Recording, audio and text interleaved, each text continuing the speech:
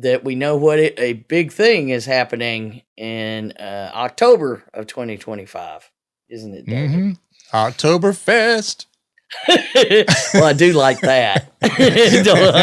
Now you're going to distract me. I'll be like, oh, yay, Oktoberfest. You think I just drink bourbon? No.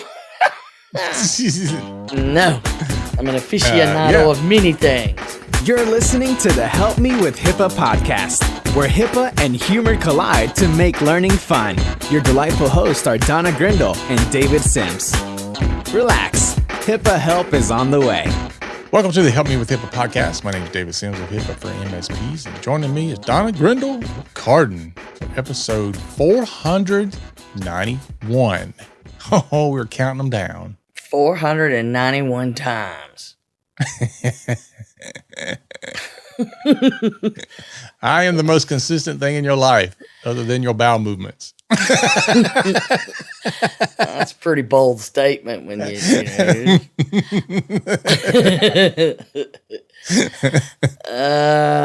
we're not going to go off the rails starting right away. It's early in the year yet for that. We might as well. Yeah. We might as well. Oh, man. So, anything newsworthy on your side? See, this comes out January the 10th. So we're recording right at Christmas so that we can have some time off. Yeah. So it's kind of quiet right now, and I'm really happy about that. Mm-hmm. Really happy that it's quiet. So yeah, that we're not going to say anything. It's this time of year when things start blowing up, and then we get those emergency phone calls. Shh. Yeah. Shh. Yeah. There have been a lot of crazy stuff, but we hadn't talked about a lot of it. Breaches and things that are happening, major breaches. Matter of fact, there's been a couple more. Which I was kind of surprised we weren't going to talk about it today, but we talked about them I'm just sick of talking about breaches. Stay out of my breaches. That's true. It is. Yeah. It is more frequent. It used to be, it's like, oh gosh, big data breach. Now it's like, oh, another big data breach. Well, between that and the OCR resolution agreements, where we talk about the data breaches in those, and then we talk about, I'm just going to get some work done. That's what I want to do. But, even though we talk about it all the time, when I still have conversations with people who are not listeners, they'll still say, how bad is it out there? I mean, is data breaches really prevalent? I'm like, what? That's like the people that ask, how do you come up with something to talk about every week? I know. It is rare. Really, the only thing we ever have to figure out is which thing do we talk about? Mm-hmm. I have a running list of things to use, and they all come from either somebody sends me something happens, we read reports all the time. And, there's a couple of new reports that came out, and I just haven't had time. Yeah. To put them together into an episode. We have so many things to talk about that there are times when by the time we get to something, we're like, it's just old now. Why would we talk about that? There's no sense in even talking about it at this point. Yeah. Which is good and bad, I guess, in some ways for some people. Yeah. But we try to make sure that we give you things that you need and you can use. Mm-hmm. And hopefully you agree with us that you need them and you can use them. Yeah. In that light, today we're going to give you a Q1 to-do list. So this is going to be your 2025 Q1 checklist of things you need to get done. Your PriSec priorities. Oh, I like that. PriSec priorities Q1 2020. So PPQ 125. All right. We got to give it some sort of acronym. All right. All right. For your PPQ1. I knew you'd love it. Yeah. I mean, this is the only time we get to have PP because there's no PP in HIPAA. Nah, there's no PP in the HIPAA pool, people. All right. All right, cool. So let's go down this list here. And of course, before we dive into that, though, one of the things that definitely needs to be on your list is the upcoming PriSec Bootcamp. And we have some interesting things to talk about with that before we get into our actual list. So what you got for us? Well, really, I just got the dates, which we've talked about. That's a big deal. That's a big deal. Now I know when I'm traveling. It's pretty massive. Yeah. So the dates are May 13th through the 16th in Stone Mountain, Georgia. So right here where I live, right outside of Atlanta. Mm-hmm. Y'all come on down now. You hear? So, but we're going to have to do 4 full days. We crammed in as much as we can. And I can't figure out how to add more details about CPGs and RecSec and why you want to do. I mean, we don't have room for that. I was barely fitting it in before. Mm-hmm. So, and we've already taken things out and put them in a pre-course. So it's just, I can't keep it up. So, so May 13th through the 16th. So that's Tuesday through Friday. Mm-hmm. And, it's, if you're a club member, you go to, if you're in Cardin Club or HIPAA for MSPs, you get a special discount code for your prices. And we have early bird pricing that runs until about a month before usually. So you don't, you got time. Don't be messing around because we cut it off. We had to really debate about letting in 3 extra people from one of our clients that was already sending people, wanting to send more. So we can't let it get too big because then we lose the one-on-one time that we want you to have. So don't miss it for that reason. Don't be too late. And so Cardin Club, HIPAA for MSPs, folks, the information will be in the club. Where you'll get your coupon code that you can use to sign up. I don't know, we might even give you a special sign-up place so you won't have to go somewhere else. I know, that will freak my whole team out. Oh, no. But either way, go to PriSecBootcamp.com to learn about it. And club members, go look there, and we'll tell you where to go sign up. And club and HIPAA for MSPs. It's too many words for me, so we just need to have a rule. I got to get it in there once, and then after that, Cardin Club is everybody because HIPAA for MSPs has other stuff that comes with it. But one of the things is you get to be a member of the Cardin Club. So another cool thing about it is what we're going to cover today. We do these kinds of things with the Cardin Club HIPAA for MSPs members in our monthly hangout, and they're going to get, so you guys listening to this, we're going to cover this with a little bit more detail along with some tools, more like you're used to getting, and some Q&A time in our monthly hangout. So that's all been said. And if you want more information about HIPAA for MSPs, you go to HIPAAforMSPs.com. I know. Pretty simple. You can even misspell HIPAA and you'll still get there. Yeah. So, and CardinHQ.com, we have information there. I think we even have CardinClub.com that'll take you to some, but CardinHQ.com takes you to everything Cardin, and it's all connected there. And if you want more information, of course, what most people do is just email me and say, hey, I know you're the CEO and all, but could you go tell me where to find all this? Yeah, it's in the club. Yeah. All right. So now. And we usually record, we always accept record the hangouts. And I say accept because the last one we just had, I want to bring it up because it's one of my favorite. We have a dear friend / OCR investigator, and it was time for her periodic Q&A to come in, and that's always fun. And we had a lot of great questions, a lot of great engagement, and we get to hear it straight from OCR about, what are they experiencing? What are they looking for? How do they interpret certain things? Well, as much as she can tell us.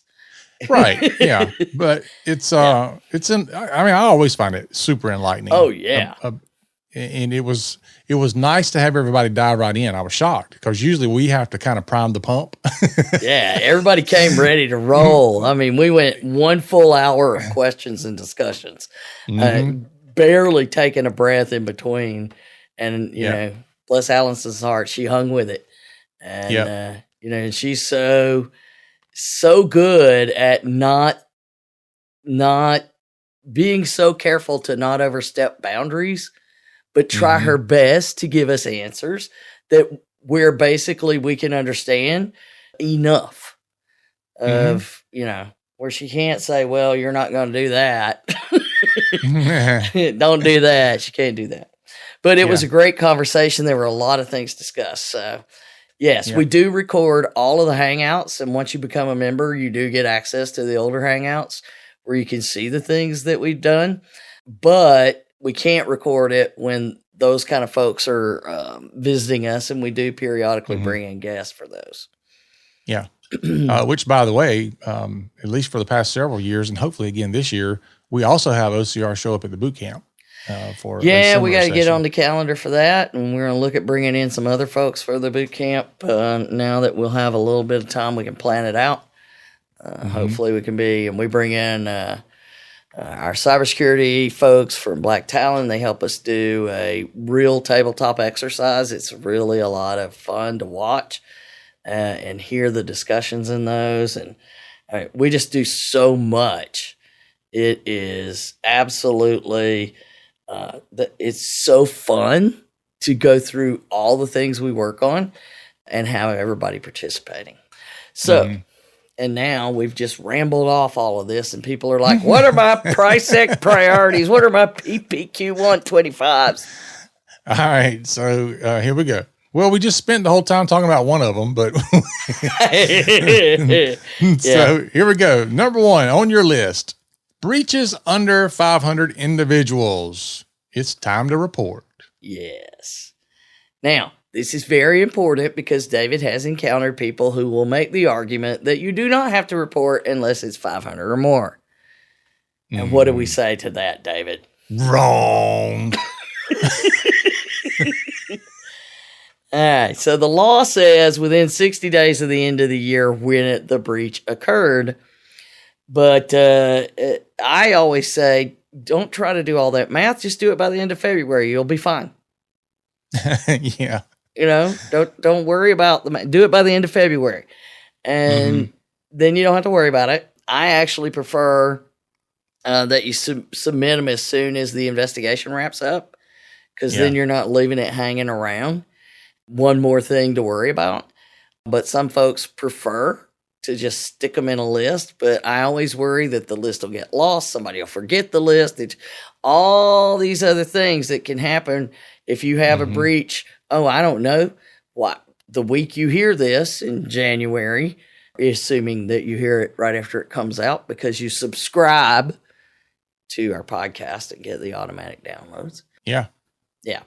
So, we have always worried about whether or not it sets off any warning triggers at OCR if you're submitting like 100 of them versus 10. And Allison assured us that they do not care. They will not. They don't. They've got enough work to do. They are overwhelmed with the data breaches and the complaints being filed and all of these other things. So. But get it done, and all you folks who think, oh, well, we've never had one, I'm sorry. Have you ever mailed records to the wrong patient, an EOB to the wrong patient? You've had a data breach. So they've actually said before, I haven't heard her say this in a while, but I do recall one time, and I don't remember if it was a private conversation or not, but it came up where OCR said, if you don't have any breaches at all you filed in years, that in and of itself is a red flag.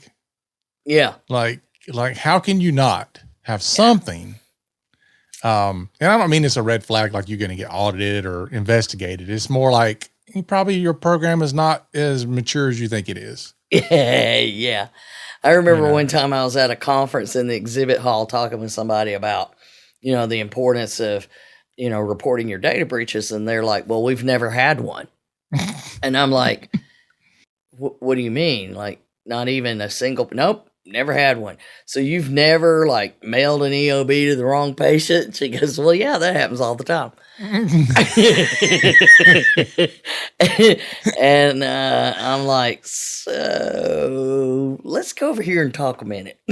Yeah. When you don't understand the definition of a data breach. Yeah, we got to talk a minute. What have you done with that? Well, we don't really blah, blah, blah, blah.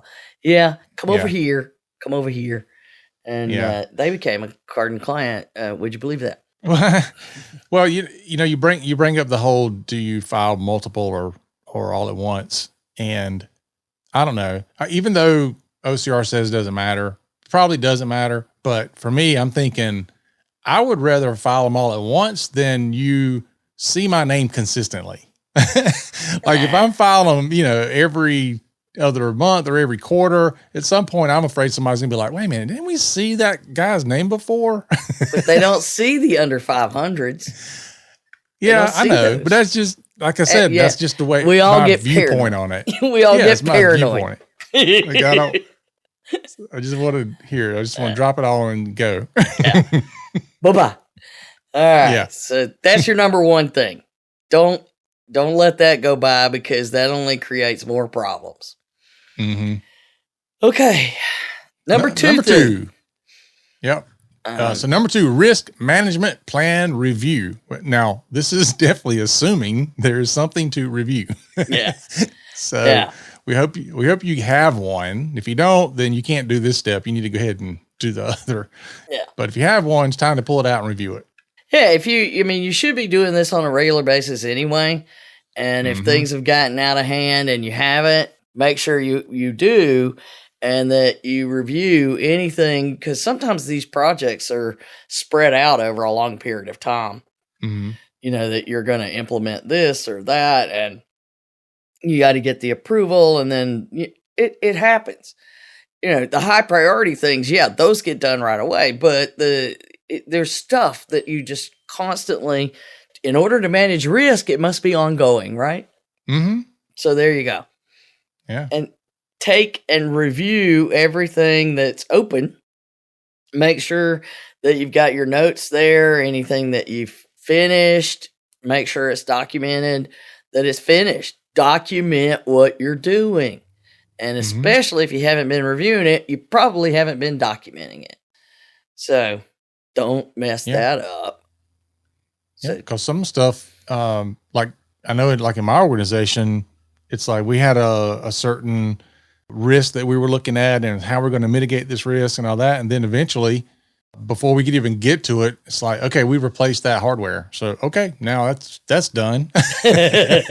So we didn't have to try to come up with some kind of, compensating control or whatever. We just replaced it. And that was that.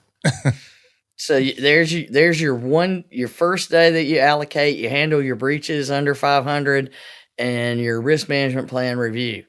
Boom. Get it done, get it documented, out of the way. And then after that, what are you going to do? That brings us to number 3, which is to identify SRA needs based on current project plans. Yes.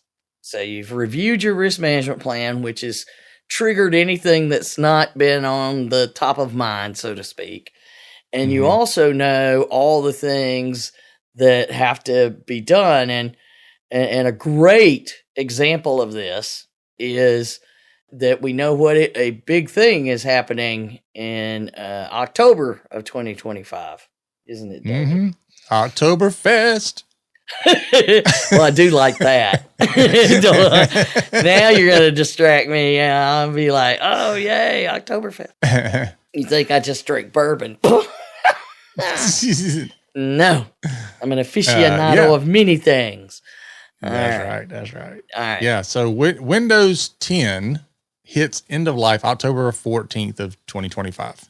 So this year, or as you're listening, this year. Yeah, and I think this time last year we told people, okay, you should start doing it this year in 2024 because you don't want to be cramming them all in 2025. Yeah, and I had something interesting I didn't know would happen. My computer was on Windows 11. Now, little side note, I had to force it on Windows 11. That's just a little rabbit hole there. He cheated. It wouldn't take Windows 11 because you have to have certain specs. And I was like, yeah, but I can make it take Windows 11. And it did. And I thought I was golden until this last update. They were like, we weren't kidding, David. You should have listened to us. Microsoft was like, no, you have to buy a new computer. And so I did. I had to buy a new computer, and there we go. So just because you're on Windows 11, here's my tale for you. I thought I was good until I started looking at, some reports, and I'm like, wait a minute, why am I not on the most current version of Windows? What's going on?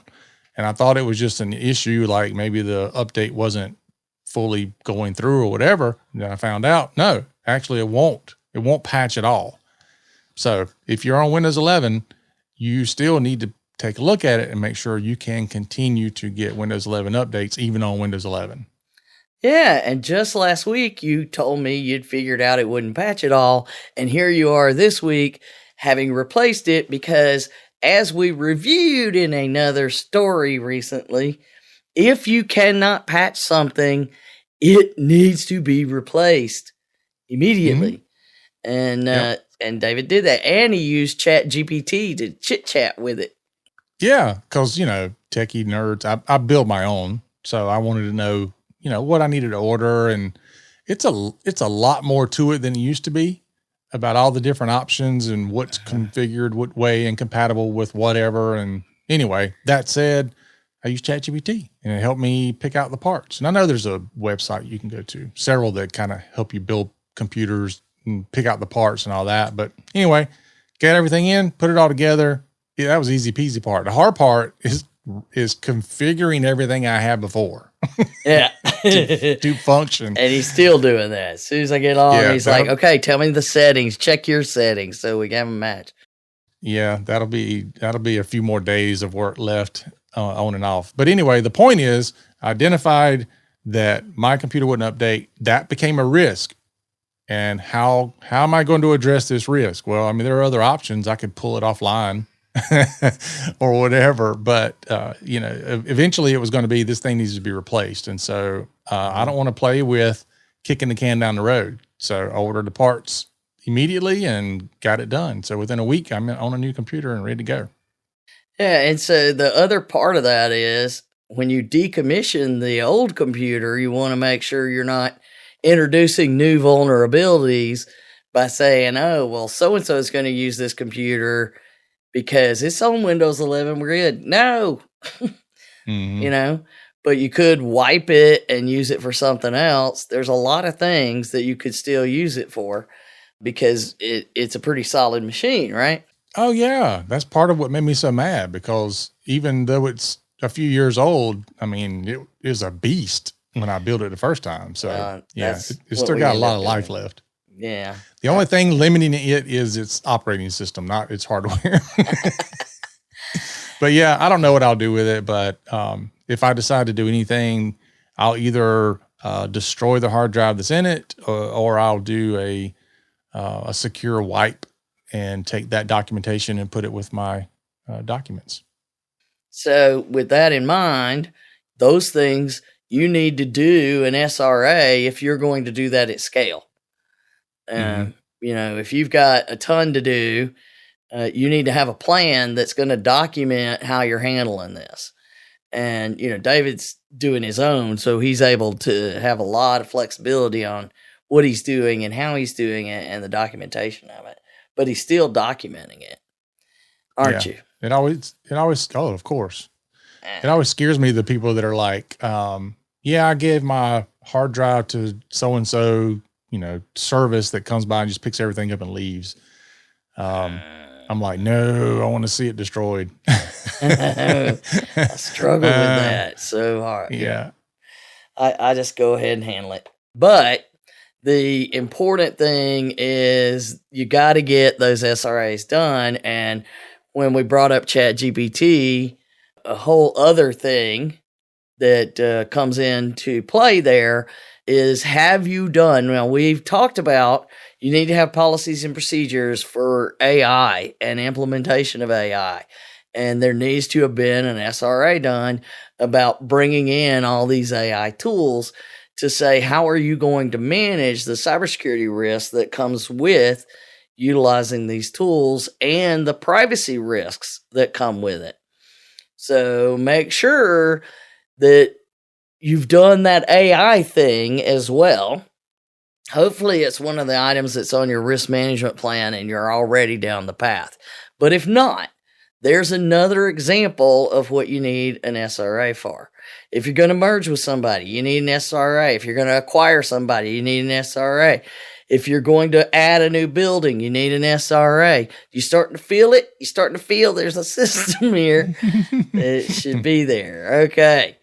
So lay out a plan based on what the current priorities are and the current business plans for 2025.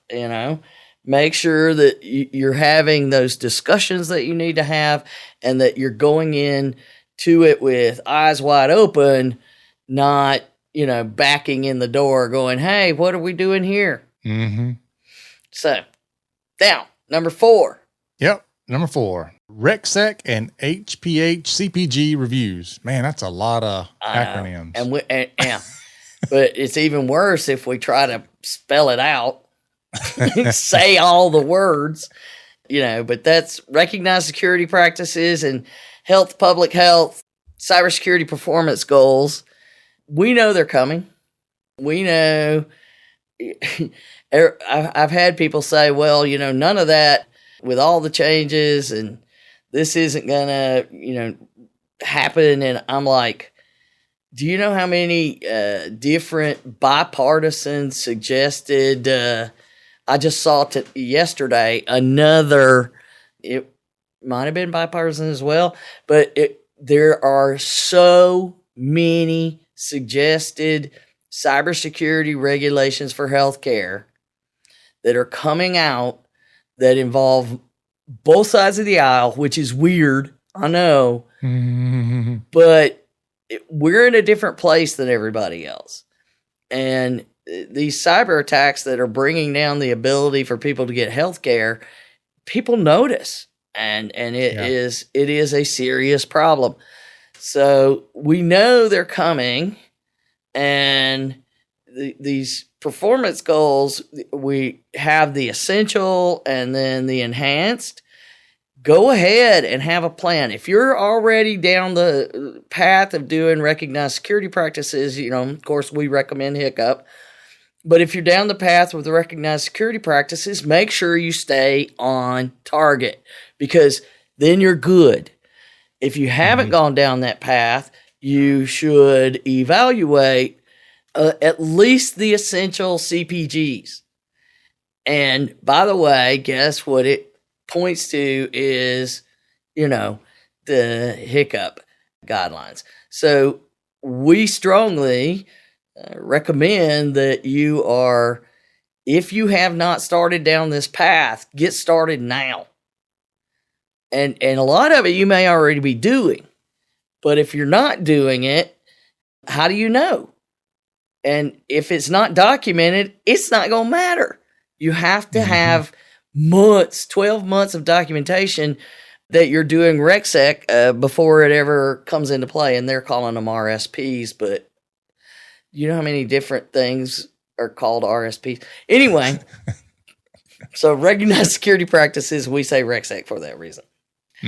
So in the first quarter, have it figured out what your plan is to complete your implementations of Hiccup, preferably, taking that approach for recognized security practices, which would then automatically, handle a lot of your cybersecurity performance goal work. I wouldn't say everything, because there might be additional documentation to make sure you're addressing a few things. But you need to have a plan, at least, if nothing else, how you're going to address the essential cybersecurity performance goals. Because somewhere that's going to become a minimum. And I mean, the minimums are being talked about everywhere. So why wait? Why wait till the last minute and then have a data breach or something? And, if you could show you're already doing these things, the investigation goes away much quicker, I promise. Mm-hmm. Yes. So lay out a plan, or make sure you're checking your plan and that you have started incorporating the cybersecurity performance goals into your documentation. There we go. All right. Number 5, training plans. Training plans. Yay. Training. Train. Train your fools. So we often worry about the workforce training, and that becomes like, we're doing our annual workforce training. But the people who are actually managing this stuff need their own training.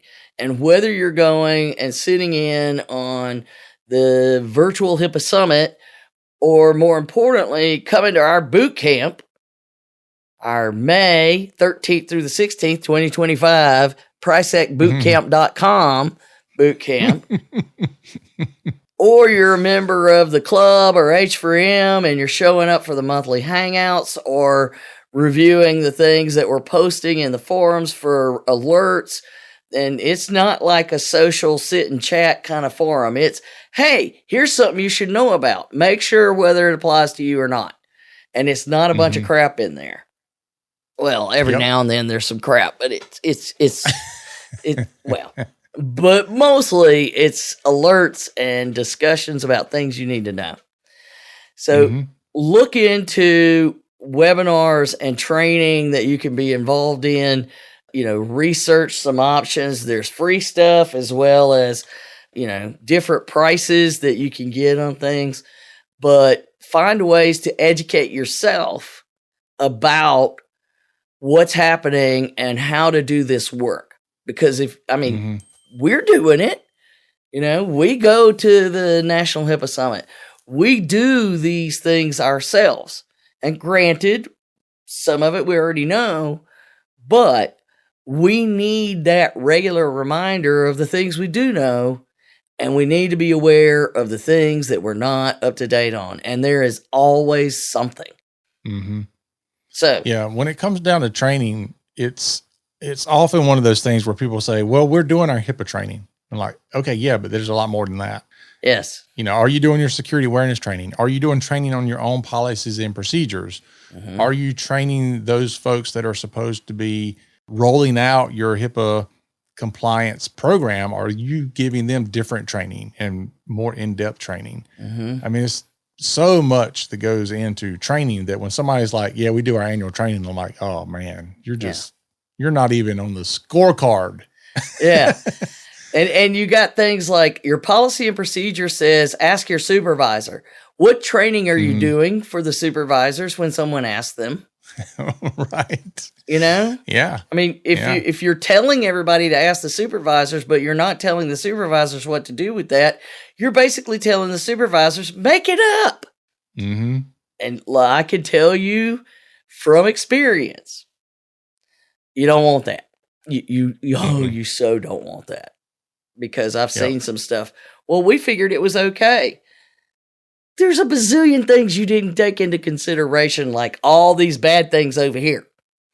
So you don't want to do that. I found out a long time ago in a different life that one of the ways that an organization can get into trouble is by not training their people. And there was many a time where something came up, ended up becoming a lawsuit, and you couldn't do anything to the employee because all they had to do was say, we weren't trained. It was a failure to train. And then guess what? You had no documentation to prove that you did. And so now the organization is sitting there with a lawsuit because they failed to train. And make sure your training isn't just a statement like, if you're not sure what to do, contact the privacy officer. Because guess what that means? You're basically saying, well, if you're not sure what to do and you feel like it, why don't you ask me? Otherwise, they'd say, well, I thought I understood. Mm-hmm.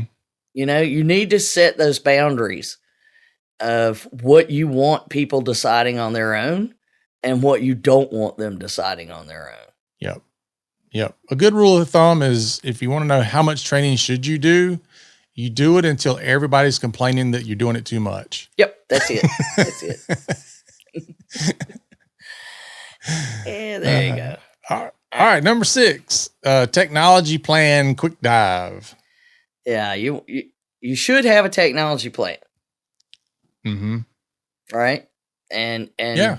I remember years ago when I ran an MSP. Oh, thank God I'm not anymore. There's no way I would be happy doing that today, like David is.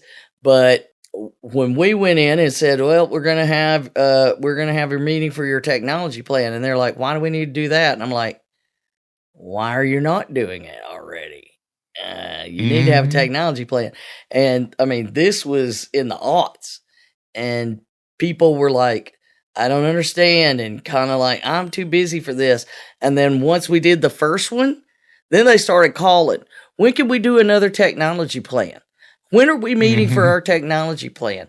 Have we finished our technology plan? Because I think we need to add some new things to our technology plan. If you don't have one, you need one. And if you have one, you need to review it and make sure you're on target, particularly with all the Windows 10 stuff. And yeah.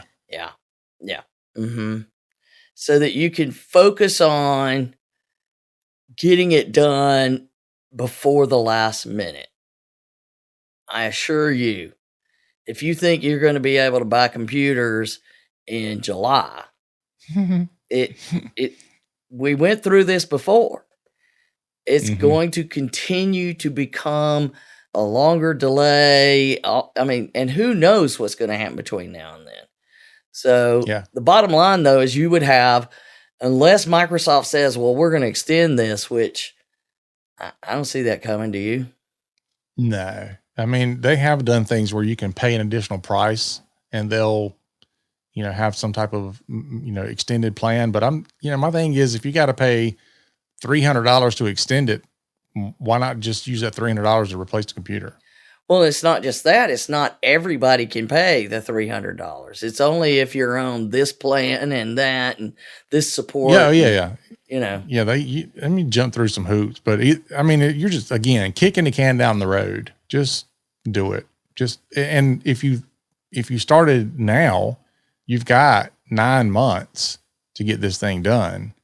So it's just those people who wait till the last minute. We start doing these things usually a year out because we want people to have plenty of time, especially whenever you're replacing, 50 computers, 100 computers. Like, you don't want somebody to say, oh, by the way, you got 2 weeks to replace 100 computers. Like, no. It's not going to happen. And the other thing too is let's not limit this conversation to just computers. Like, I had a call last week. One of my technicians sends me a message on Teams and they're like, this guy says that he bought a firewall from you years ago and he thinks it died. And this was a dental person. And I'm like, yeah, I think it was probably around 8 years ago he bought that from me. Oh, jeez. And does not have an MSP, never had it updated, never done anything. And I'm like, we're not touching it. We are not touching it. No. It's probably dead, but he's wanting to know, can we fix it or whatever? Like, no. Not only are we not going to fix it, we're not even going to replace it because you need to be on a full scale cybersecurity plan. We're not just going to patch this thing for you. That we could have done that 8 years ago when we did it the first time. We ain't doing it today. Yeah. It's a different world. Yeah. It's like, for me, I'm looking at my UDM in my network here, which granted you and I have different networks than most home networks. That's fair. Yeah. Way different. But my UDM is a little over 4 years old. I'm not waiting. You know, I'm not waiting. That's something that was been put into my budget last year.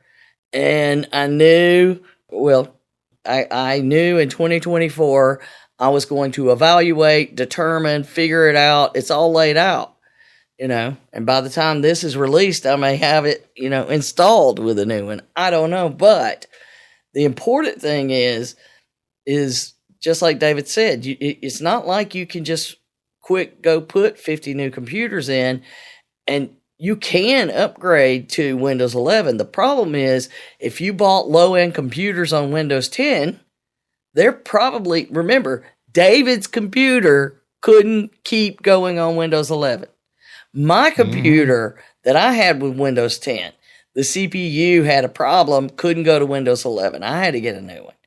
And we didn't buy computers that were like the cheapest computers to have. Oh, no. No, we did not. No. I promise you could have landed somebody on the moon with mine. Yeah, but could you brought them home? That's the key. Oh, yeah. Oh, yeah. But that's Absolutely. the important piece is this is not something that you need to know. You should already have your inventory. You should already know which ones can be upgraded and which ones can't, so that you have a plan. So if you don't have that now, pull over,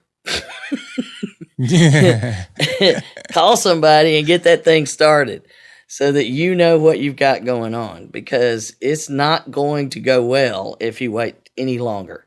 I would go through all of your equipment at the office, not just PCs, but you know, all your networking equipment, your printers, everything, and ask yourself the question, is this still good to use? Is it still able to get updates, security updates, all this stuff?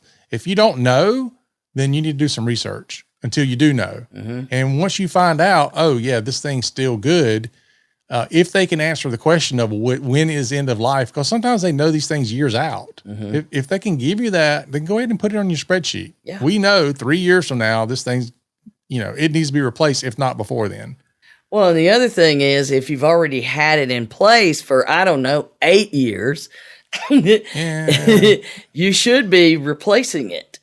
And that's the whole thing is you want to know how old everything is on there, because particularly with your network equipment, if it's a single point of failure, which is what makes me nervous, you know, I mean, I have a plan, granted, because I have a plan, but it will, you know, I would have to convert to, you know, my business continuity methods, not my normal operations. And putting that in place means that I don't have to worry that thing's going to fail, and that's how I'm going to have to replace it. I would rather, you know, replace it on my schedule, not its schedule. So have that in mind. Yep. And then all that drives us to number 7 and the last one, which is your incident response plan checkup. Again, assuming that you have an incident response plan. That's right. And if you don't, then you need to have a plan to make a plan. Yeah. I mean, all these things really, not just the incident response plan, but all these things are just good business practices, but some of them are even required outside of HIPAA or other things you're doing. Yeah. So, you know, we're not just saying do this stuff because HIPAA may apply to you. Like if you're doing PCI, if you're doing a lot of other things, you've got to have this stuff. Yeah. I mean, cybersecurity is not something just for big business anymore. We're long past that because small business relies too much on technology today. You're able to do so much more as a small business today because the technology is giving you access to what used to only exist if you had enterprise level money. You know, so we have the value, but we have to care for it. And I think a lot of people don't make that. They don't get that you know, you're getting the value, but you've got to take care of it. So if you have your incident response plan, then you need to schedule what your drill, your desktop exercise, any of those kind of things. You want to go ahead and get that on the schedule. hopefully in Q1, unless you did one in Q4 and you only want to do one a year. But hey, if you haven't done one anytime recently, you want to get that thing done. Get it on the plan. Also, pull out all the stuff and confirm all the contact information for your team members and your vendors. Confirm there have been no changes to your insurance policies. I mean, those are big areas where things change. Yeah. And so you don't want to find these things out when you need them. No, crisis is not the time to learn these things. Absolutely not. Nope. All right, that is our checklist for you right there. And so we'll hit them real quick once again. Number 1, your breaches under 500, get them reported. Number 2, risk management plan, review it. Number 3, identify the SRA needs based on your current project plans. Number 4, RecSec reviews and HPH and CPGs and all those other 3-letter acronyms. Number 5, training plan. Number 6, technology plan. Number 7, incident response plan. Boom, there you go. Boom. That's just for Q1. That's right. That's just for Q1. Yeah. So as you can tell with these folks that that say they have a compliance program, when you start asking these questions, that gives you a pretty good indication whether or not they're doing what they say they're doing. So if you're vetting your vendors, these are some good questions to ask. What are you doing about technology plan? What are you doing about incident response plan? What are you doing about training? Mm-hmm. So and not just we do know before phishing. That's not what we're talking about. Yeah. What do you do to train the people I'm going to count on to be able to document you're doing what I need you to do, what I've hired you to do? Mm-hmm. So yep. Yeah. That's it. All right, folks, that is our show for today. Be sure to like, subscribe, share, and do all those things. We love you for it. And for Donna and myself, remember, HIPAA is not about compliance. It's about patient care. Help me with HIPAA. Let's get it right. Protect your patients day and night. Donna and David, the experts on your side. Help me with HIPAA. Let's get it right. You've been listening to the Help Me with HIPAA podcast, hosted by Donna Grindle and David Sims. The show created to help you with HIPAA. For more information or to ask us a question, visit our website at helpmewithhipaa.com. Neither Donna Grindle or David Sims are attorneys, and they do not offer binding legal advice concerning regulatory compliance. The information in this podcast should not be relied upon or construed as legal advice in any way. Consult your attorney for legal advice concerning compliance with HIPAA regulations.